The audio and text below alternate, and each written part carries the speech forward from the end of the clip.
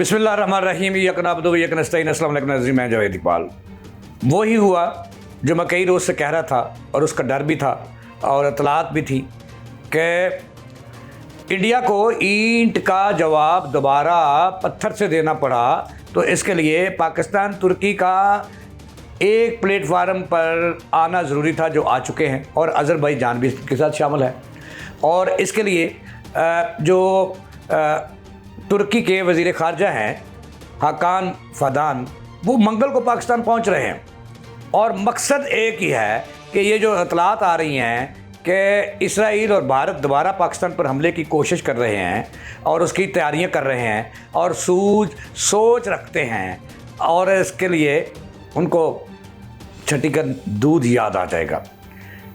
ये आज के प्रोग्राम का हिस्सा है नाज़रीन, और ये चीज़ें मैंने आपको बतानी है कि जो जूते खाने वाला पाकिस्तान से जिसने जूते खाए, जिस मोदी ने, एक तो उसके मुल्क के अंदर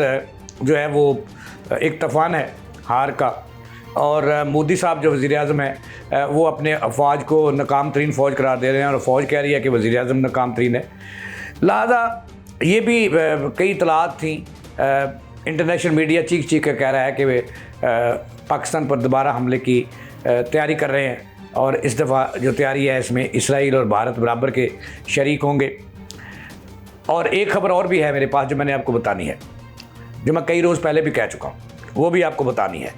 और जो इसका वाज़ह सबूत यह है कि वज़ीर आज़म पाकिस्तान शहबाज शरीफ ने, जैसे इंडिया पाकिस्तान की जंग होने वाली थी, जिस वक्त इंडिया हमला करने वाला था, तो उस वक्त भी तूफ़ानी दौरे किए थे तुर्की, सऊदी अरब, अज़रबैजान और चीन। तो इस मरतबा भी वज़ीर आज़म मुतहरक हो गए और उन्होंने अपने हमसाया ममालिक और दोस्त मुल्कों से जो है वो मुलाकातें और वहाँ के दौरे शुरू कर दिए हैं, जिसकी वजह एक ही है कि भारत एक मरतबा फिर प्लानिंग कर चुका है पाकिस्तान पर हमले की, और ज़राए ये बता रहे हैं। और इसके हवाले से जो इसराइल की सबसे बड़ी यूनिवर्सिटी है, उसका जो शोबा पॉलिटिकल है और फॉरेन अफेयर है, उसका जो सरबराह है प्रोफेसर, वो भी अपने मजमून में इसकी तस्दीक कर चुका है। और इसके अलावा न्यूयॉर्क टाइम्स और CNN और इस तरह के जो अदारे हैं वो भी ये बता रहे हैं कि इसराइल और भारत दोबारा पाकिस्तान पर हमला आवर होने की कोशिश कर रहे हैं। और उन्होंने तो यहाँ तक कह दिया कि जो ट्रंप है वो बाखबर है इस सारी साजिश से, जो वो उसके बगलगीर 2 बच्चे, और मैं तो कहता हूँ उसकी नाजायज़ औलाद, इसराइल और भारत, ये गठजोड़ कर रहे हैं कि पाकिस्तान को किस तरह से नुकसान पहुँचाना है, और दरियाओं के ज़रिए पहुँचाना है, दरियाओं में पानी छोड़कर पहुँचाना है, माशियत को तबाह करना है। और ये भी इतलात हैं कि जो अमेरिका है, जो ख़ुद को सुपर पावर कहता है नाज़रीन, ये भी एक बड़ी ख़बर है जो मैं आपकी नज़र कर रहा हूँ, उम्मीद है आपको पसंद आएगी, कि अमेरिका बहादुर जो है वो ट्रंप का जो मुल्क है वो डिफ़ॉल्ट होने के करीब है, और अमेरिका को डिफ़ॉल्टर होने से बचाने के लिए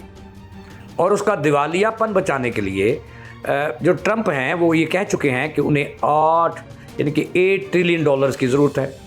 और वो कहाँ से पैदा उसने पूरे करने हैं। इसके लिए मैंने पहले प्रोग्राम में भी कहा था कि ये जंगें करवाईं, वो अपने गाहक बनाना चाहता है मिडल ईस्ट में और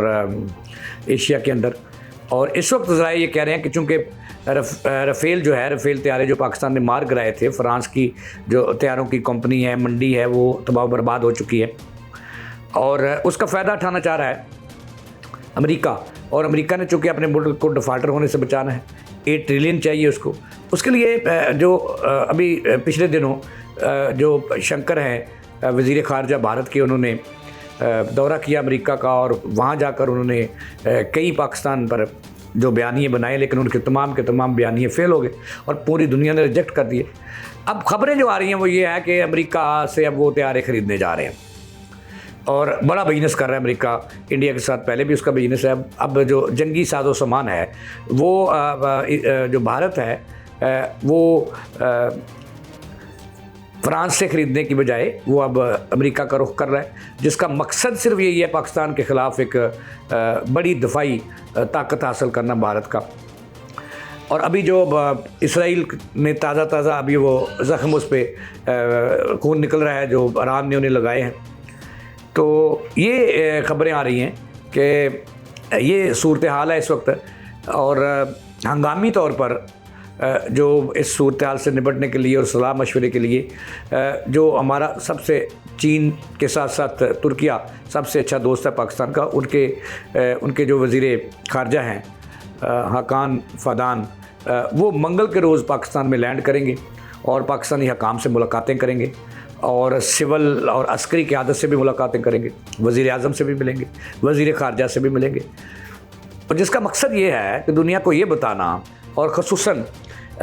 इसराइल और भारत जो पाकिस्तान पर हमले की साजिश कर रहे हैं, तैयारियां कर रहे हैं, उनको ये बताना कि ये गलती ना करना, मोदी सरकार ये गलती ना करना, हम इकट्ठे हैं और इकट्ठे हम आपको जवाब देंगे। और जो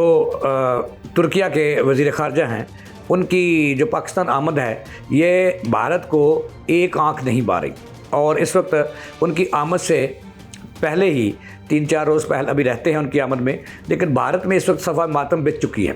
चीखों पकार भारतीय मीडिया की, मोदी मीडिया की और मोदी हुकूमत की जो है वो पूरी दुनिया में सुनी जा रही हैं कि पाकिस्तान जो है वो गठजोड़ कर रहा है। और ज़ाहिर है कि ये जो इत्तलात आ रही हैं, जो जंग हुई है पिछली जंग जो भारत और पाकिस्तान की हुई, हालांकि पाकिस्तान ने शरारत की थी और